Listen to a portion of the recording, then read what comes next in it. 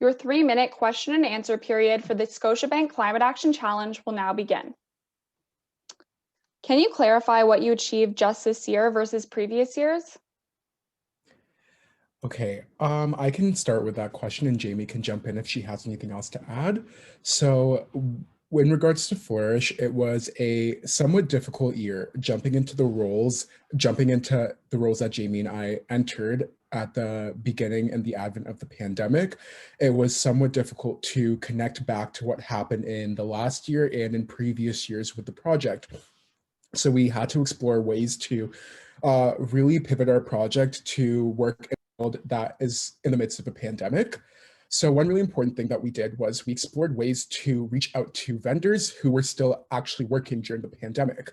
Our past vendor, the Brothers Brewing Company, didn't seem to be capable of offering us the services of providing us with wet spent grain, which is a really fundamental portion of what our project actually is. So we had to explore ways to source this from other vendors. A really important part of this was working together as a team and keeping communication lines open during the pandemic, because we obviously had to explore ways to communicate outside of an in-person setting. So something really important that we did this year is actually delegating tasks as a team and working together to ensure that we're achieving the things that we aim to achieve.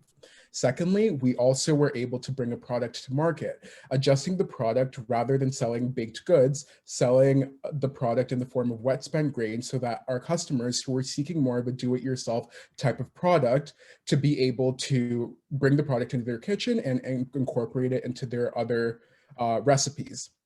So we pivoted our project to work more in the world of a pandemic, working together as a team in order to provide consumers with what they wanted and exploring ways to reduce our greenhouse gas emissions by offering a product which didn't require anything such as a drying process, and an overall product which was more sustainable than ever before.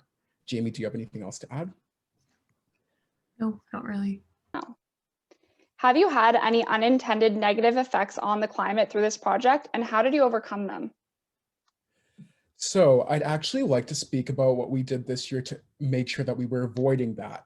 In the past, we used to dry our spent grain in order to provide the customers with a product which had a longer shelf life. However, we realized that this was actually causing a carbon negative effect. So this year, we really did focus on making sure that we were making sure that the spent grain was provided in a wet form.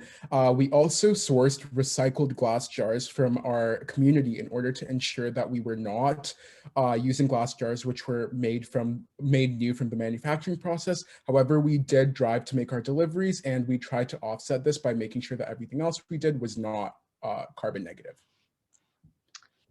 Your time has now expired. Thank you, University of Guelph.